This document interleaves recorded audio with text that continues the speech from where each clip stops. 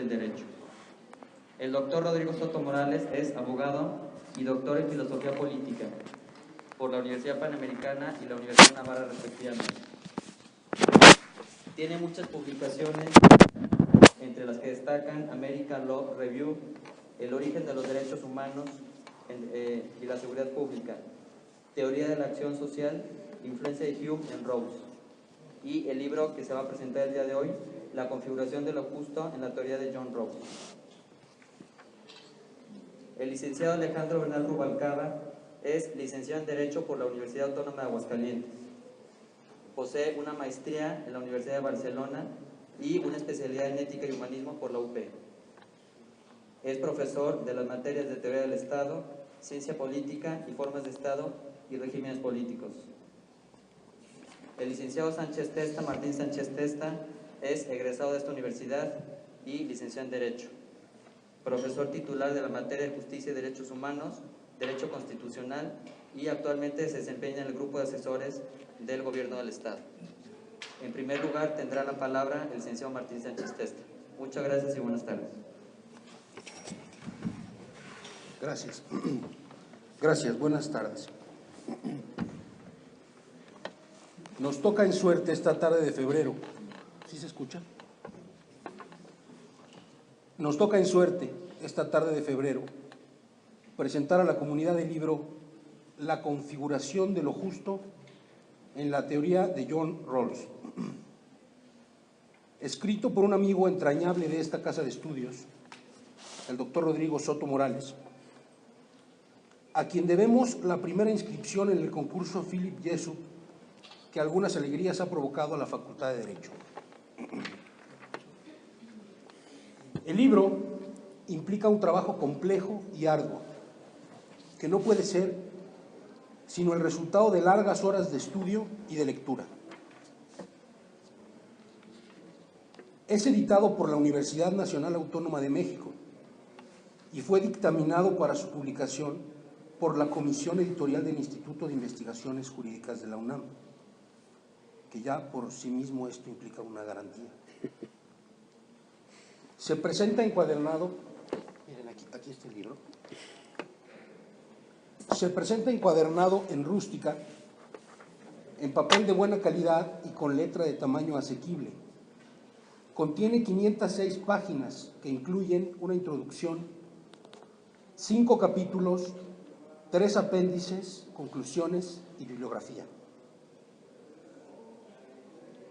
En un primer momento, el libro La configuración de lo justo en la teoría de John Rawls ofrece una aproximación a la persona de este pensador, con datos biográficos muy interesantes que permiten ubicarlo en su contexto histórico. Rodrigo Soto humaniza a John Rawls al exhibirlo en su historia personal: norteamericano, nacido en la década de los 20, de padre abogado y de madre activista por los derechos de la mujer.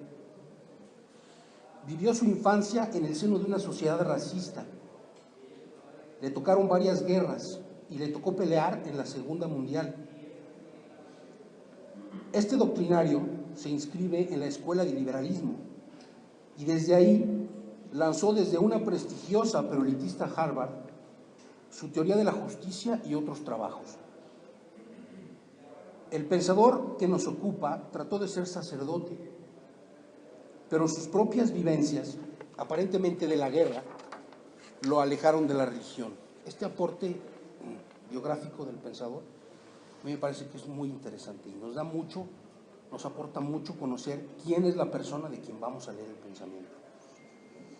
Más adelante, después de la semblanza, Rodrigo Soto nos plantea la justicia política y el liberalismo equitativo del pensamiento de Rawls, en un capítulo fundamental de su trabajo, en el que, partiendo del idiolecto del pensador, explica el contenido de los términos que acuñó en su obra con los matices necesarios para leerlo.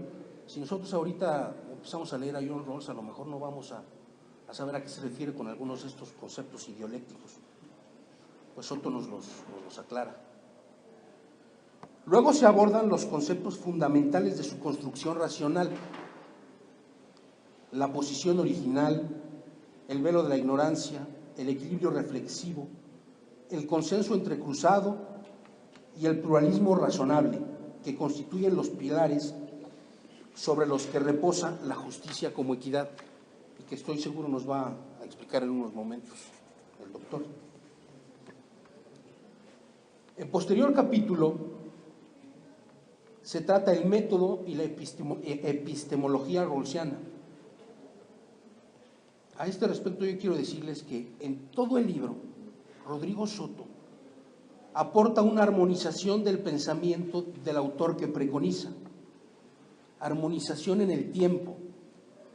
Esto es así porque el doctrinario norteamericano, en una labor de muchos años, fue desarrollando a la velocidad de académico, es decir, muy lentamente, su pensamiento, de manera que lo que sostuvo en sus primeros trabajos, sometido que fue a la crítica, fue revisado, corroborado, corregido y modificado por el propio Rawls, de tal suerte que el estudio de su pensamiento implica una lectura evolutiva, derivada de una larga labor de revisión.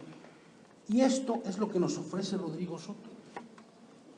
Una lectura armonizada en el tiempo, es decir, un abordaje evolutivo del pensador. No lo hace en un sentido cronológico, sino por temas que de uno por uno va analizando y después nos va explicando la evolución. Incluso Soto es muy honesto a este respecto. En un apartado nos dice que hay autores especializados en este pensamiento evolutivo, pero también en este trabajo se puede conocer ese Rawls de un solo golpe y no tener que leer toda su obra para conocer su evolución. Más adelante, Rodrigo Soto propone un diálogo y confrontación del pensamiento de John Rawls con y en contra de los grandes pensadores de todos los tiempos. Hallaremos a Aristóteles, a Tomás de Aquino, a Hume, a Kant, a Hegel y otros. En estos episodios se discute y dialoga en torno a las posibles adhesiones o hasta la conciliación de las doctrinas que le parecen mejores o más verosímiles a John Rawls, aunque procedan de diversos sistemas. Es decir, Soto nos apunta las concesiones eclécticas que el pensamiento de John Rawls supone. En un capítulo final se aborda el estudio de algunas críticas hechas al pensamiento del filósofo de Harvard. Algunas veces Rodrigo las replica a estas críticas, las contesta, haciendo una apología del pensamiento rawlsiano, y en otras expresa su propia crítica desde una posición, me atrevo a adelantar o advertir, me corrige si me equivoco, aristotélica tomista. Por ejemplo, sostiene Soto Morales, esto es textual: en mi opinión, la teoría de Rawls no debe ser abolida, sino que debe ser revisada y reformada con base en sus mismos objetivos y principios hipotéticos, con la misma visión integradora que lo caracteriza.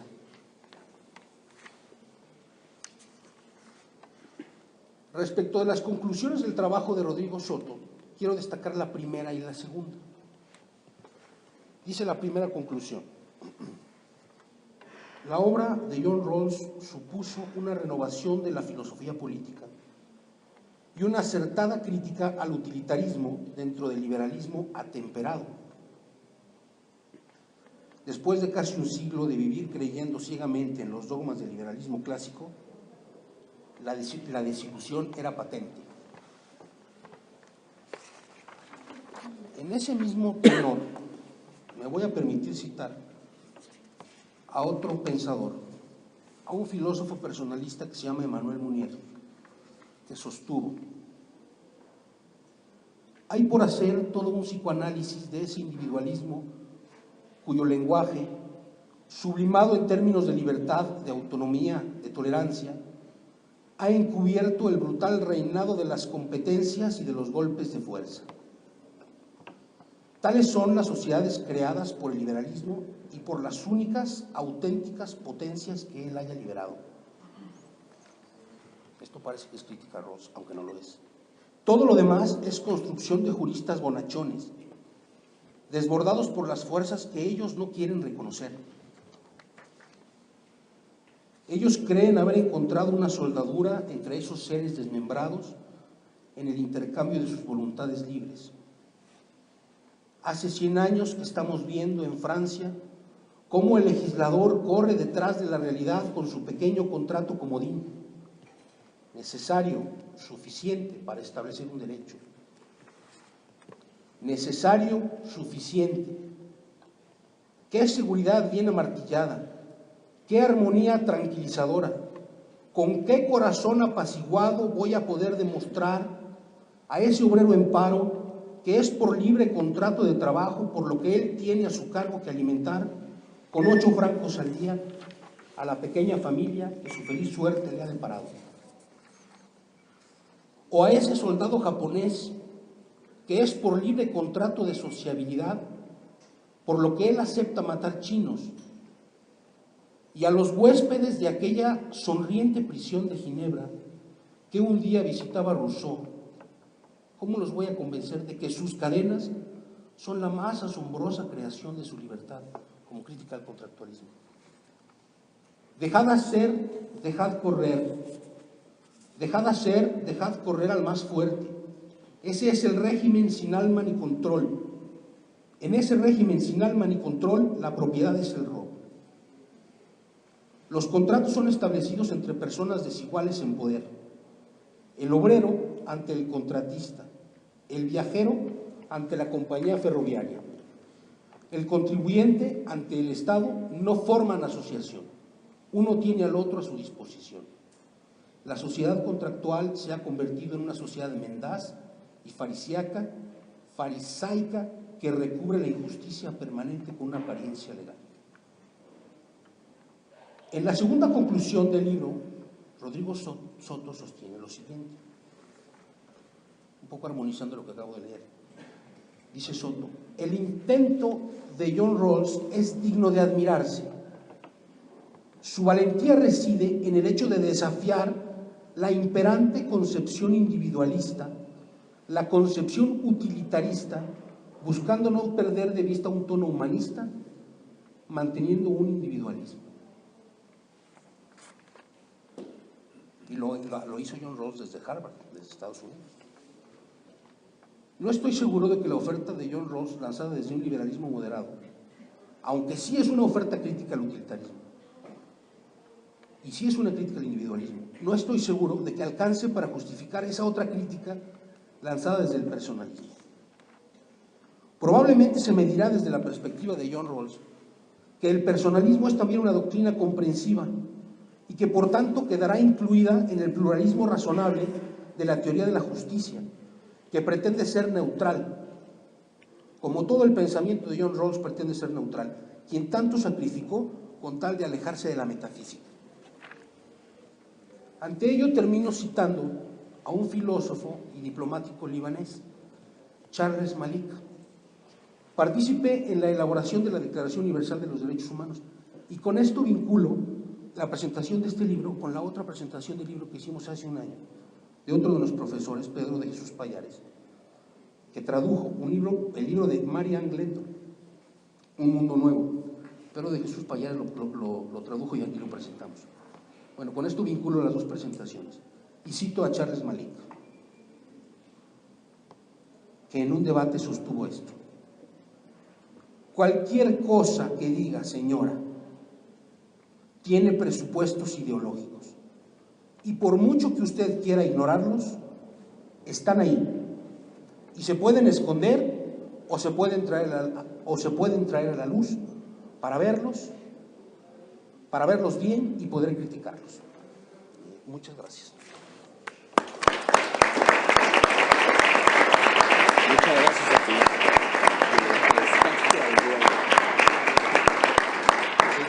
Tiene uso de la voz el maestro Alejandro Bernal Rubalcaba. Muy buenas noches a todos. Buenas noches. Siempre es grato presentar una nueva producción literaria con la que se enriquece la comunidad jurídica y sobre todo porque proyecta el saber y la experiencia del propio autor en un tema que se ve que le apasiona, que lo trae de sí y que de hecho nos lo pone a la mano y a la disposición de todos de una manera aparentemente fácil.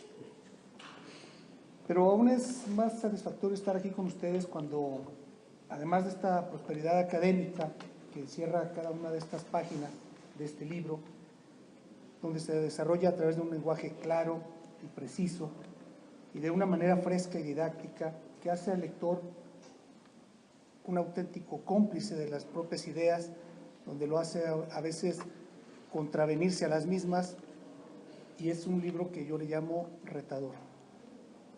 Por ello, para mí es un honor presentar la obra que con tanta dedicación y cuidado hoy nos otorga el doctor Rodrigo Soto Morales, aquí en la Universidad Panamericana, Campus Bonaterra, en esta que es su casa, seguirá siendo siempre su casa de estudio. Hoy en día, pues se buscan instrumentos y crear o modificar las instituciones para responder a las necesidades sociales. Es de ahí la especial importancia y la trascendencia de la justicia y las obras que, como la que hoy nos pone Rodrigo en nuestras manos, nos llevan a buscar esa comprensión y disertación de esos grandes temas en los que encontramos en la materia de John Rawls y que la pone en discusión. Es un libro que desde que inicia hablándonos de Rawls nos ubica en tratar de entender qué vivía.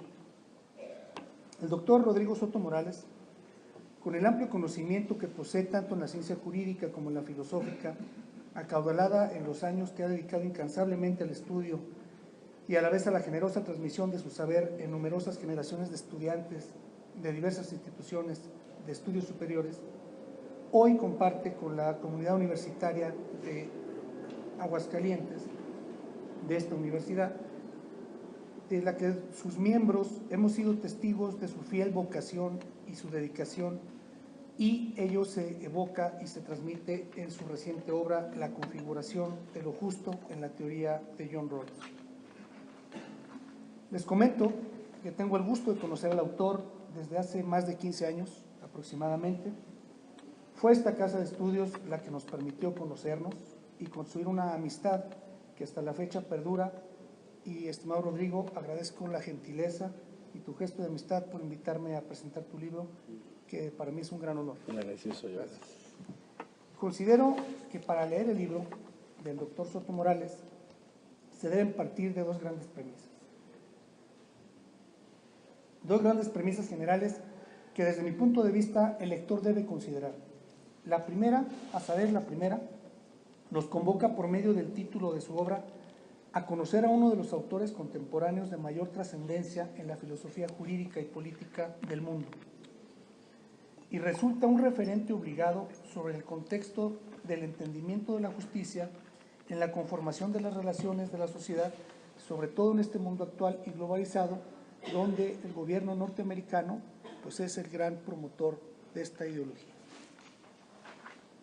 La segunda premisa que nos hace el autor es un acercamiento a la obra de Rawls por medio de la investigación e interpretación detallada de sus escritos, confrontando sus influencias y sus criterios sobre los que fue determinando su legado y que, como decía el maestro Martín, iba y venía reconstruyendo propiamente sus teorías. Fijando criterios, sobre todo sobre los que fue determinando el analizar a detalle cada una de ellas y dándole diferentes puntos de vista interpretativos para dejar al lector con una gran capacidad para apreciar y tomar el papel que más le agrade frente a Rawls, o estar a favor o estar en contra. Y en esas dos grandes aportaciones que son el liberalismo político y el de su teoría de la justicia, se ubica uno como lector para poder entender y poder acercarse a esta gran obra.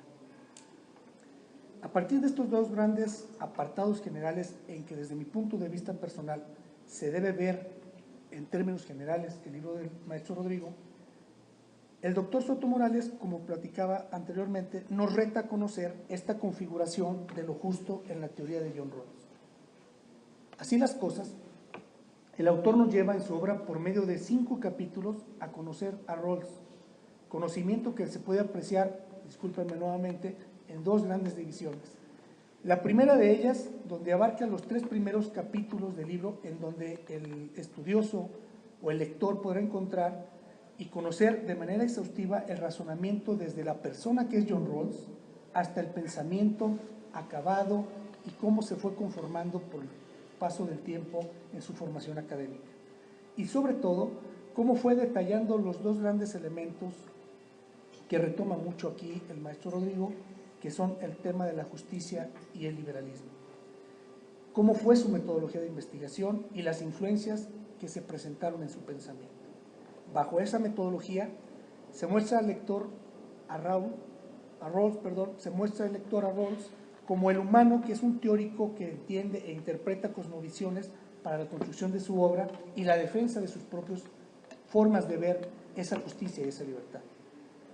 La segunda parte, y que abarca los dos últimos capítulos, Rodrigo nos expone los tipos de justicia de Rawls con una clasificación más detallada de dichas interpretaciones y cómo se ha construido esa visión.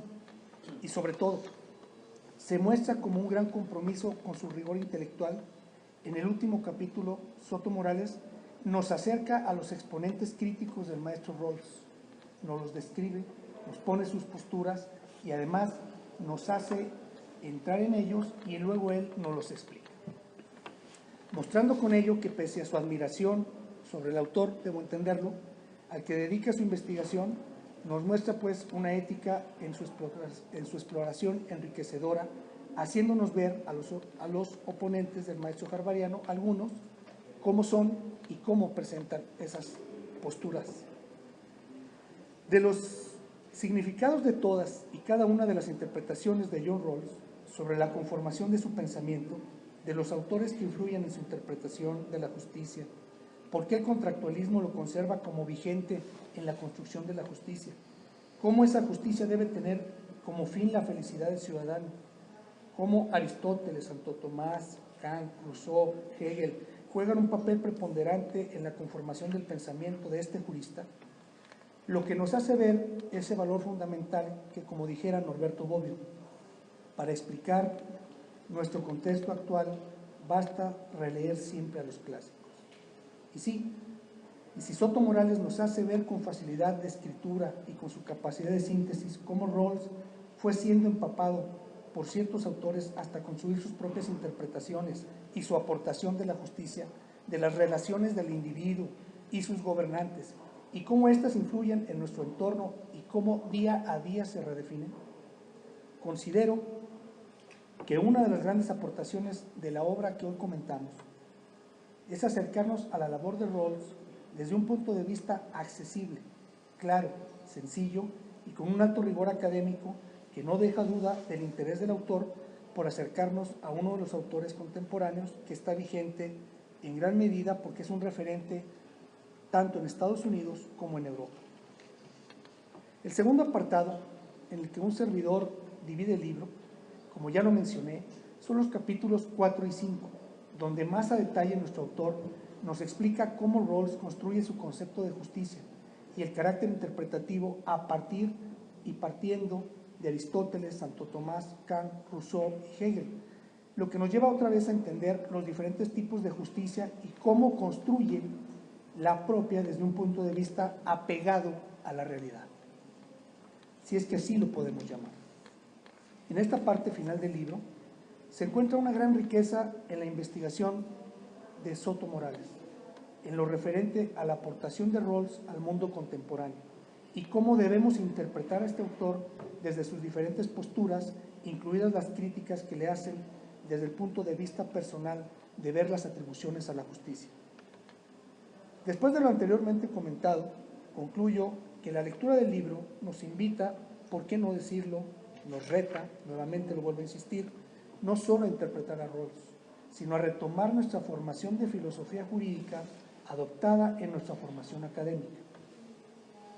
Esta invitación de volver a interpretar lo vivido en las aulas es la reiteración misma de no olvidarnos que los hacedores de derecho simplemente no pueden ni deben estar constreñidos al rigor legalista, sino que, como nos lleva en la lectura Rodrigo, debemos estar entendiendo que la justicia es una interpretación constante del devenir histórico en el que nos desarrollamos como individuos y como sociedad.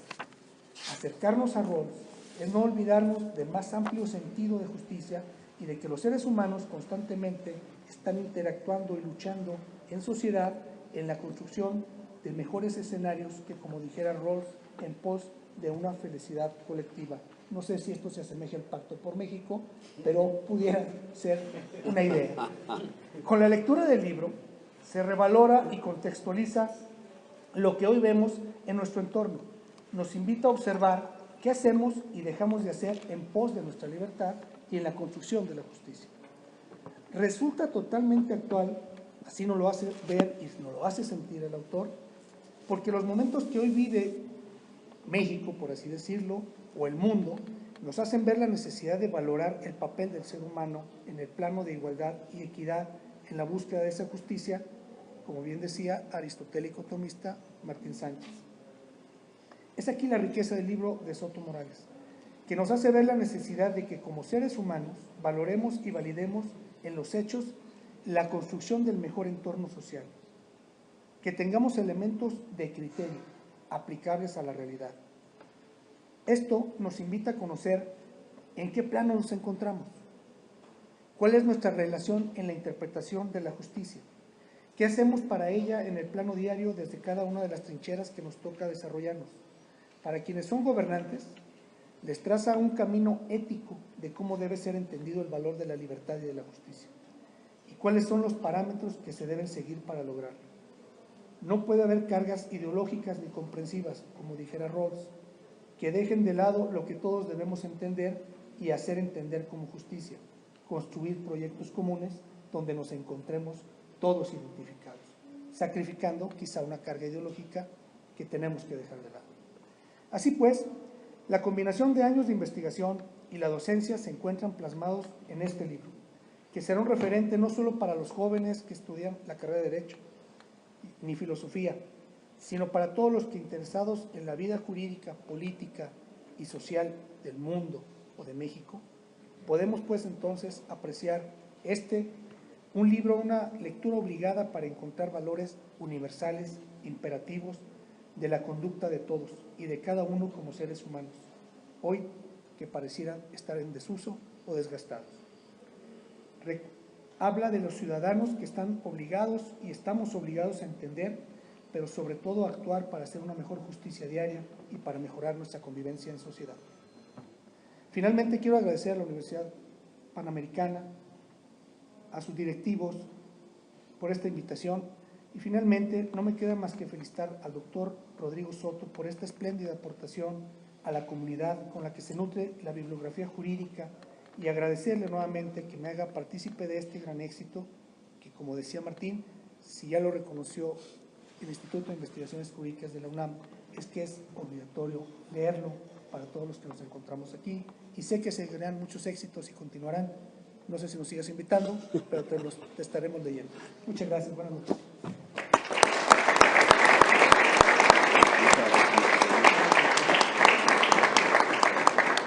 Finalmente, cedo el uso de la voz al autor de la obra, el doctor Rodrigo Soto Morales.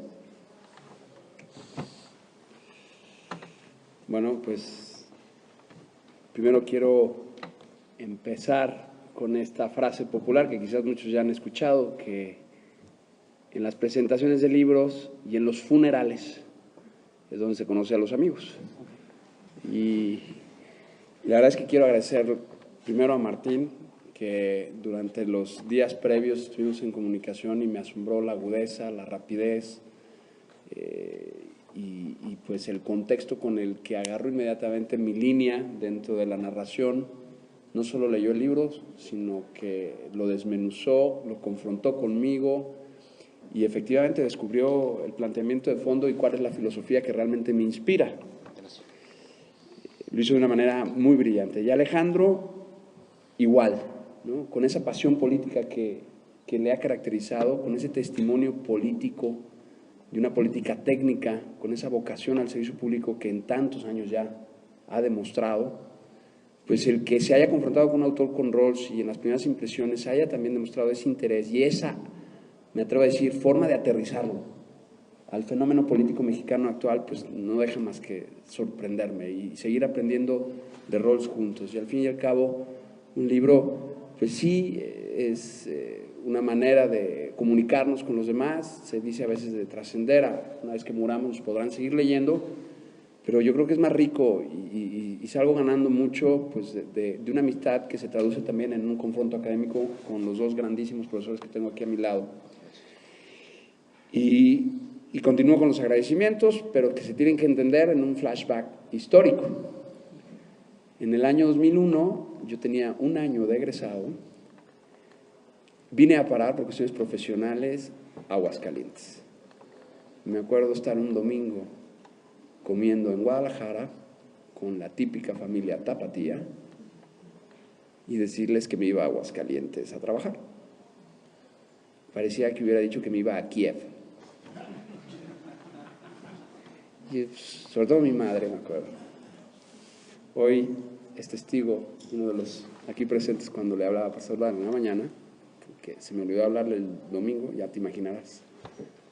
Y le decía, estoy en Aguascalientes. Y me dijo, muy contentos de estar.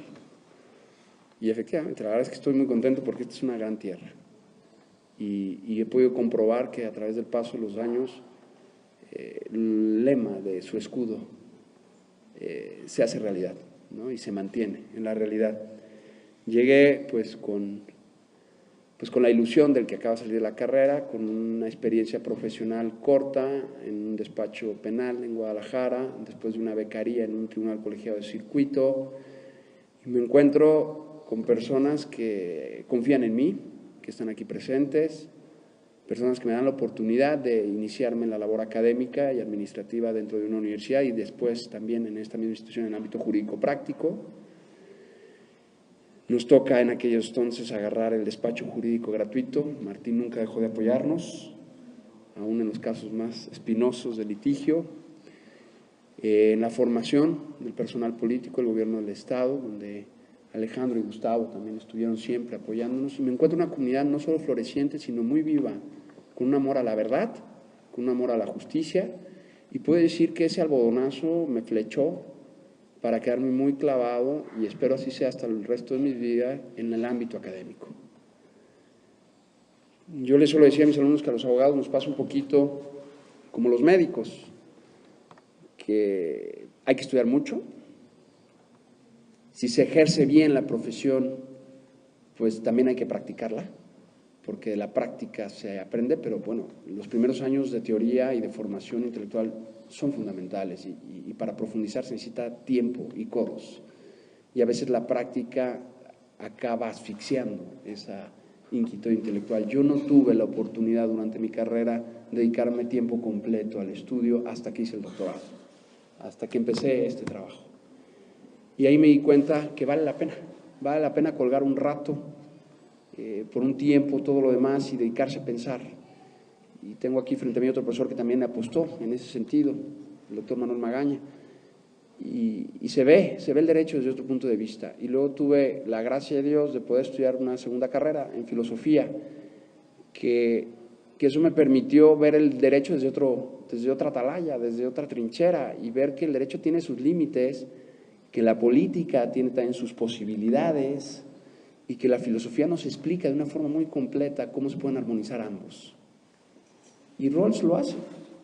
Y por eso, cuando me topo con Rawls a sugerencia de un profesor de la Universidad de Navarra, me hace consciente de esa posibilidad y veo que el trabajo puede ser muy jurídico y muy filosófico al mismo tiempo.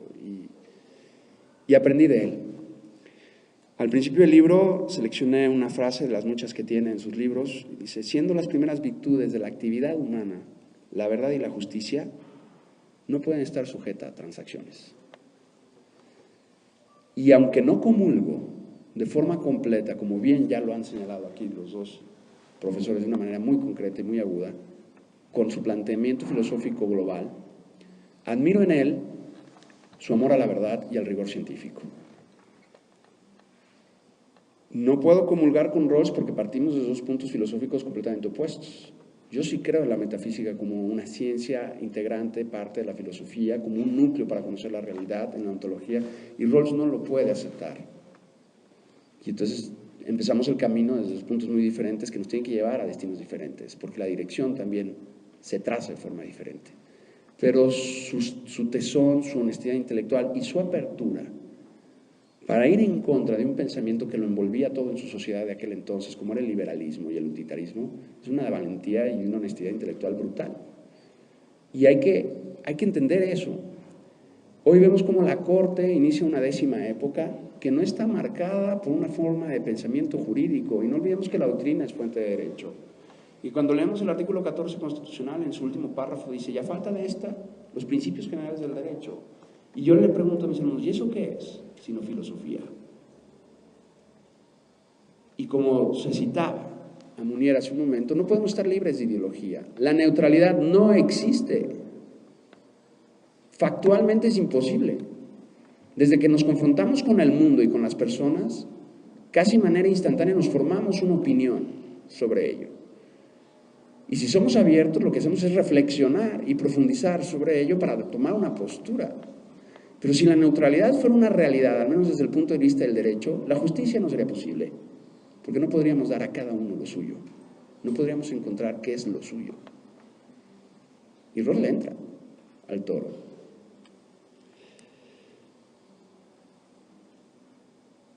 Creo que pues la filosofía no está de moda, ¿no? Pero creo que a nuestros ministros y magistrados, y a nuestras autoridades, máxime después de la reforma de junio del 2011 en materia de derechos humanos, cuando se incorpora un concepto tan abstracto como es derechos humanos, que depende más de categorías filosóficas que jurídicas para definirse, hoy todos estamos obligados a volver la cara a la filosofía. Un poco, aunque sea. La filosofía no está de moda. Está de moda Facebook, está de moda WhatsApp, Twitter, y un montón de aplicaciones y tecnología que nos ayudan a estar en conversación constante con todos. ¿Con quién? Pues realmente a veces no sabemos bien con quién. ¿Y para hablar de qué? ¿De los memes sobre la captura del Chapo? En una sociedad tecnológica, pero que al mismo tiempo está en diálogo, que es dialógica, donde el flujo de información es interminable, parecería que se nos permite democratizar y respetar sin imponer opiniones y puntos de vista. La libertad de conciencia y de moral es hoy más que nunca un pabellón del respeto y admiración a lo humano. Y ya no es tanto un relativismo sobre lo que es bueno y malo, lo que hay. De hecho, creo que el relativismo como tal está pasando de moda desde que se impuso la dictadura de lo políticamente correcto, que son categorías creadas, que se parte del relativismo, al fin y al cabo. Los derechos humanos son ahora el incuestionable núcleo de la ética mundial. La democracia es el único modo de administrarnos en las cosas públicas que compartimos. Y el sentimiento y la ciencia, los centinelas de nuestras posibilidades cara a la confrontación con el mundo, el universo y nosotros mismos, para entendernos a nosotros, para entender el universo, para entender el mundo. ¿Qué dice la ciencia? O como decimos en México, ¿me late o no me late? Y vamos terminando por descubrir que es el mercado, el único demiurgo, la única fuerza motriz, el hálito vital de una proyección de una vida plena. ¿Plena de qué? De cosas. Es más importante tener que ser. Yo creo que las cosas no son así, que son distintas. Soy de la opinión de que hoy, ante la manifestación, ante la masificación, de tantos medios de comunicación, de tantas modas, de tantas tendencias, de la economía misma. Para mí la economía es la madre de las ciencias sociales, porque primero está comer, que es el cristiano. Si no puedo comer, no puedo pensar. Si tengo hambre, no me relaciono de forma razonable. Me como al de al lado. Y entonces, ante esta masificación, se prevalece sobre los medios, ¿no? Importa el medio para transmitir el mensaje. El contenido va perdiendo importancia. ¿Y qué tenemos? Pues una pluralidad de opiniones, una pluralidad de ecos de algunas opiniones. Porque no es que prevalezca una, sino que prevalecen las más difundidas, los trend topics. ¿Y entonces dónde queda la verdad? Se está transaccionando. ¿Por qué en un lado sí se justifica una invasión a una nación soberana y en otro no? Y nos va manipulando según los intereses del mercado. Por eso ese consenso intercruzado, que es una categoría de Rawls, es decir, podemos pensar distinto, pero encontramos un punto de encuentro como sociedad a base de un diálogo razonable. Y entonces logramos un equilibrio después de reflexionar que nos lleva a esas ideas madres de lo que somos como país, como comunidad. Pues podría transformarse hoy en día en un bruñido de ese eco de opiniones. Y no, yo creo que las personas son antes que las cosas y que los medios deben siempre permanecer confinados a su categoría de medios, no de fines. Todo el mundo tiene derecho a apagar el celular y que no lo molesten. Todo el mundo tiene derecho a no tener un perfil de Facebook si no quiere, a no contratar WhatsApp. Todos queremos una sociedad más justa, sin duda, pero pocos se aventuran a señalar los modos concretos para lograrla, y Rawls lo intentó. Y algunos de los instrumentos teoréticos que utiliza para explicar cómo en una sociedad plural como es Estados Unidos, él tiene enfrente la vida americana, que es producto de una historia breve y de una inmigración brutal, y con un sentimiento nacional y religioso muy plural, pero al mismo tiempo muy unificado. Una constitución que, a diferencia de la nuestra, les da identidad. Si nosotros vemos nuestra historia constitucional, pues sabemos que la Constitución ha sido la rehén entre la lucha entre liberales y conservadores en este país. Y seguimos reformándola, porque tiene una dimensión instrumental. Rawls, no obstante que no cree en la metafísica y que señala algunas doctrinas o formas de pensamiento como comprensivas, es decir, esas doctrinas que tratan de explicarlo todo hasta el último momento, que no es posible, dice Rawls, no se puede explicarlo todo. Quiere decir que no acaba de entenderlas, porque la metafísica no es que trate de explicarlo todo. Santo Tomás decía que no podíamos conocer ni la esencia de una mosca, pero nos daba los presupuestos mentales a base de los primeros principios para tener una confrontación razonable con el mundo, y si bien no saberlo todo, tampoco vivir en la duda continua y tener certezas de cómo hacer ese confronto con el mundo. Pero Rawls se lanza para convivir con un pluralismo y una tolerancia con verdades políticas y jurídicas que no son relativas. Reconoce el bien, reconoce el valor de la moral, reconoce incluso el valor de la religión y de la iglesia como agentes civilizadores. Como se ve, y como ha quedado en evidencia, el intento está imbuido de una tensión constante, al tener que remitirse a presupuestos filosóficos que no son compatibles con su anhelo. Y a todo esto, ¿a qué le sirve un abogado saber filosofía? ¿Qué es la filosofía? Entonces, cuando pregunto esto, a veces me contestan con la definición de la prepa, ¿no? Pero hay que preguntarse antes de la definición en qué consiste el fenómeno, en la manifestación. La filosofía es una actividad, es reflexionar, es pensar. Todos tenemos algo de filósofos, todos. Hay hasta filosofía del fútbol, ¿no? Las empresas suelen contestar, es que de acuerdo a nuestra filosofía. Y si bien el término está muy manoseado, cuando se habla de filosofía pura, se asocia con algo aburrido, abstracto, ajeno a la vida normal, cotidiana, cuando no debería ser así. Los especialistas es lo que han provocado. Tanta especialización hace que el templo de la filosofía se vuelva un sagrado a donde no puede entrar a profanar cualquier mortal. Y eso no debe ser así. La filosofía tiene que servirnos para vivir mejor. Es inútil, sí, porque no acarrea una ganancia inmediata. Pero pues, ¿cuál es la ganancia de ser felices? ¿Para qué sirve la felicidad? ¿Y cómo podemos ser felices con los demás si no tenemos una distribución justa? Y Rawls intenta cómo lograrlo en una sociedad plural. Si bien Rawls no me convence del todo, ¿por qué decidí estudiarlo y publicarlo? Porque sí me convence al menos su método, sí me convence su esfuerzo, y siempre se puede aprender de un filósofo o de otra persona, aun cuando no piense como nosotros. Si se va a leer a un filósofo con el que no se empatiza completamente desde el punto intelectual, hay que leerlo de la mejor manera como puede ser leída, porque siempre se puede aprender de los demás. Decir que no es estar cerrado a una realidad que está por descubrir. Entonces ya no seríamos filósofos.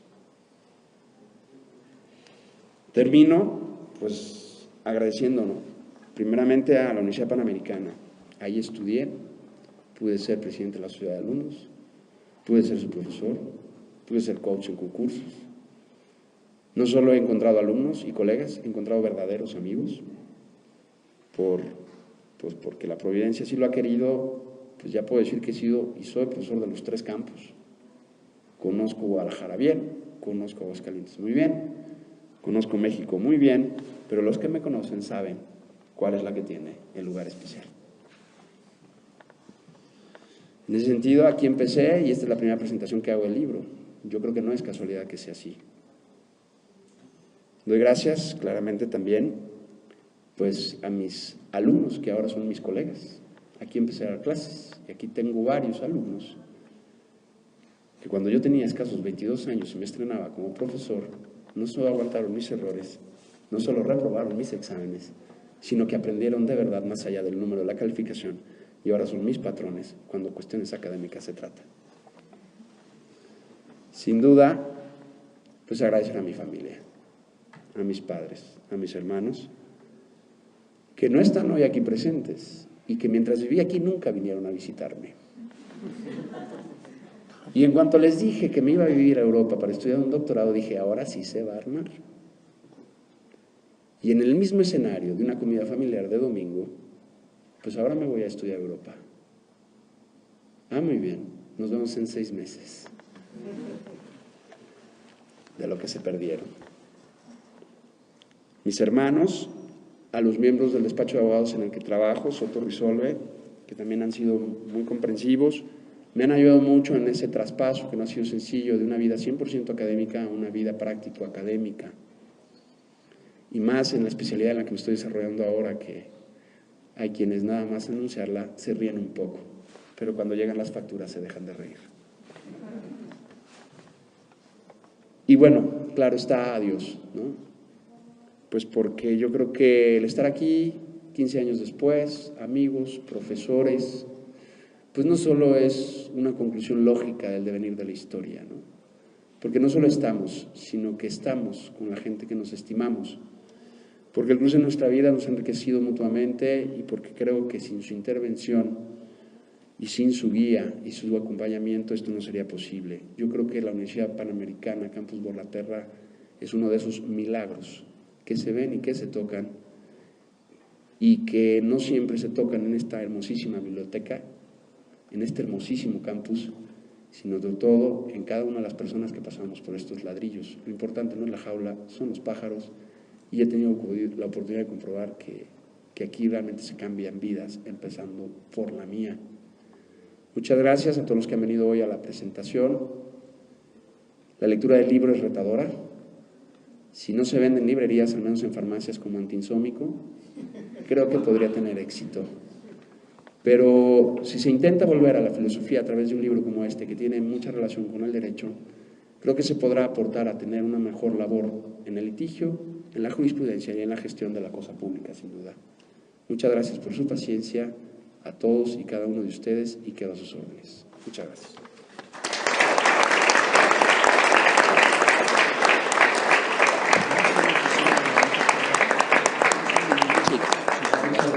Un pequeño espacio para preguntas, por si alguna la tuviera, por favor, puede levantar la mano, sin pena.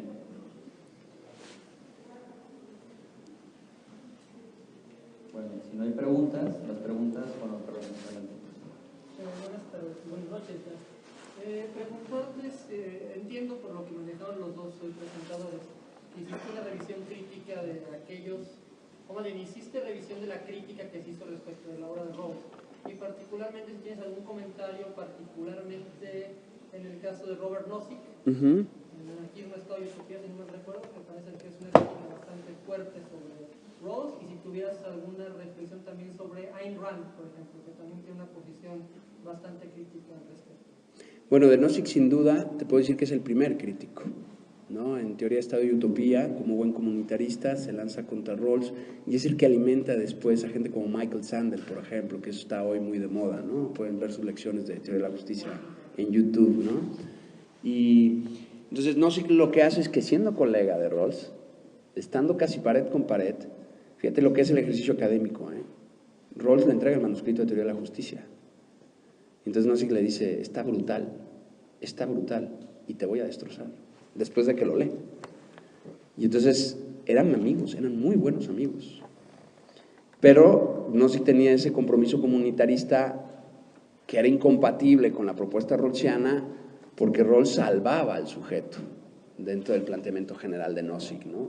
Es decir, bueno, hay que ver el contexto y hay que ver, pues vamos a decir que era más utópico desde mi punto de vista Nozick. Rawls trataba. Entonces eran dos utopías, más bien yo te lo diría así, dos utopías que chocan, ¿no? Me gusta mucho más la crítica de Sandel, que va bajando más y confrontando más frente al fenómeno económico y frente al liberalismo político.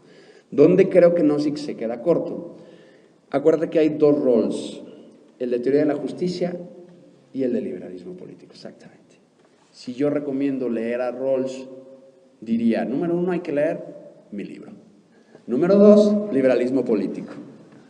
Porque Teoría de la Justicia no le sale bien desde el punto de vista de la redacción, desde el punto de vista del estilo, desde el punto de vista de la explicación, y por eso le llueven críticas. Entonces, absorbe todas esas críticas y entonces depura o va cortando y saca un libro mucho más concreto y hace un movimiento. Y entonces salen cosas como la razón pública y el Overlapping Consensus, que no están presentes en Teoría de la Justicia. Entonces ya politiza, en vez de matematizar, su Teoría de la Justicia, como en un principio lo intenta cara con la teoría de juegos, ¿no? Por ejemplo. El segundo autor que me mencionas no lo conozco. Yo me encontré un montón de autores en las bases de datos de la Biblioteca de la Universidad de Navarra. Dije, no, es que no puedo entrarle a todo. Tenía una beca, tenía un tiempo, entonces tuve que escoger los que me parecía que me brindaban más herramientas para mis conclusiones. Y en eso tuve que entrar en el discernimiento de a quiénes poner y a quiénes no. Siguen saliendo autores criticando a Rawls. Entonces está muy vigente, ¿no? Entonces escogí los nombres pues por tradición, por conocimiento en el ámbito donde yo me iba a desarrollar, que era el europeo más que el americano, porque ahí estaban los asesores de tesis, en este caso el mío. Entonces tenía que hacer una investigación con honestidad intelectual dentro de los ámbitos que dominaba mi asesor y que podía yo dominar yo con los recursos bibliográficos que tenía. Entonces, del segundo autor no te podría decir, ¿no? Bueno, el austriaco, ¿no? Bueno, él era economista, ¿no? Y abogado, pero bueno, realmente su teoría también tiene un influjo económico potente. Hayek, lo comento en el libro brevemente, se queda encerrado, me parece a mí, con la influencia de la escuela círculo-positivista de Viena. Tiene esa influencia determinada y eso es no entender a Rawls. ¿Dónde se revela esto? En la discusión que viene posteriormente del 92, creo que es una discusión del 93, entre Habermas y Rawls, que se llama Debate sobre el liberalismo político. Entonces, Habermas, a diferencia de Hayek, sí logra ponerse en los zapatos de Rawls. Y en el prólogo de su primera discusión, a diferencia de Hayek, dice, esto es una disputa de familias. Los dos somos liberalistas, los dos creemos en el pluralismo dialógico. Realmente la discusión es sobre el modo y el método de afrontar el conflicto del pluralismo. Hayek no lo hace, entra directo y empieza a deconstruir la teoría rawlsiana. Es muy esquemático, entiendo su método. Entonces, podríamos seguir citando, pues está también Michael Balzer, cito me parece por ahí a Sandel, ya lo mencioné.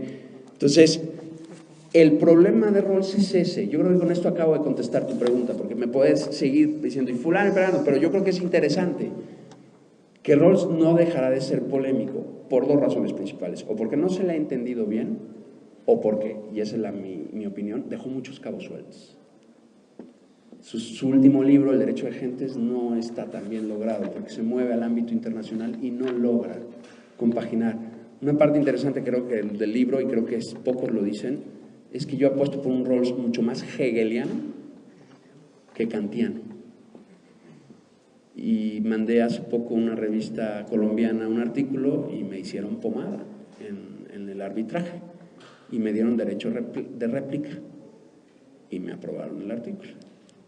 Entonces, es decir, Rawls tiene muchos cabos sueltos que no nos puede dar respuestas cerradas y por eso sirve para filosofar, porque es una plataforma de despegue, no un puerto de destino, en mi opinión. Adelante, Gato. Bueno, ahorita hablando de esos cabos sueltos, y al principio el licenciado Sánchez nos hablaba de que hay, o sea, marca mucho tu libro una evolución en el pensamiento, ¿no? Yo creo que esos cabos sueltos dejados, o sea, que Rawls está dejando quizá generaciones de futuros pensadores atarlos. Y yo creo que es tan relevante considerar eso que el mismo Benedicto XVI lo citó en el discurso no pronunciado De la sapiencia. en la Sapienza. Los comentarios que hace, pues dice, o sea, como que invitan a voltear el pensamiento de Rawls. Efectivamente es un movimiento es un pensamiento no acabado, es un pensamiento que niega la metafísica para hablar de esos temas, pero yo creo que, pues vaya, ¿cuál es tu opinión? ¿Qué puede aprender un filósofo cristiano de Rawls? Su actitud. Por eso lo cita Benedicto XVI, que es un papa especialmente académico, intelectual, filósofo y teólogo. Tiene una actitud de apertura espectacular, junto con una actitud de rigor científico espectacular. Y entonces logra hacer construcciones heurísticas. Una construcción heurística, abogados, es imaginativas, tesis, supuestos, que le llevan a conclusiones que son aplicables, y que sirven para solucionar problemas reales, como dijo Alejandro. O sea, Rawls ha sido citado por la Corte Suprema de Estados Unidos en interpretación constitucional. El velo de la ignorancia, pues nadie se imagina un velo ahí, ¿no? Que van levantando. La posición original, ¿no? Como decía uno de Culiacán, hay todos bichillos, pues no. Son inventos mentales que lo que buscan es lograr con un método de valoración que tenga rigor para explicar algo. Así como Hegel, explica en retrospectiva. Rawls se encuentra con los Estados Unidos de los años 40, de los años 80 y 90 y lo explica hacia atrás. Entonces, es realista en ese sentido, parte de la realidad para dar un fundamento. Entonces, yo creo que a Rawls le faltó tiempo. O sea, Rawls le faltó tiempo, pero nos dio unos presupuestos para seguir haciendo una escuela filosófica a partir de él. Yo creo que Rawls, a un pensador aristotélico tomista, bueno, voy a hacer una confesión, aunque la pueden escuchar allí en YouTube. La segunda tesis doctoral hice un intento de diálogo entre Aquino, Aristóteles y Rawls. Es la racionalidad y ley natural en John Rawls. Trabajo que ahorita estoy tratando de pulir para ver si puede salir algún día de estos. Y el tribunal se partió en dos. Los que me aplaudieron y los que me quemaron vivo en juicio inquisitorio ahí, con cono y todo en la cabeza. Entonces, pero yo creo que es válido. ¿Para qué queremos leer a los filósofos? Para seguir haciendo filosofía. Entonces, los filósofos que hacen nos sugieren al oído un montón de cosas. Mi profesor Alejandro ya no decía que así hacemos filosofía, somos enanos en hombros de gigantes. Y aunque haya muchas obras inconclusas de filósofos, pues nos inspiran para seguir adelante. Por eso digo que la actitud de Rawls, en mi caso, era lo que yo más rescataría, ¿no? ¿Alguna otra pregunta? Bueno, pues si no hay alguna otra, nada más comentarles que en la mesita que está en la parte posterior hay obras para quienes quieran adquirirla, y aprovechando que el autor está con nosotros para que lo pueda dedicar. A todos ustedes muchas gracias, principalmente a los profesores que nos acompañan el día de hoy. Mi honor, Rodrigo, tenerte aquí. Muchas gracias y buenas noches. Muchas gracias.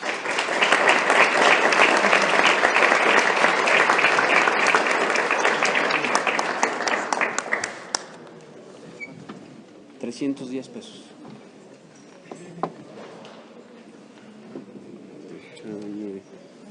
¿Nos tomamos la foto, abogados, antes de que se dispersen?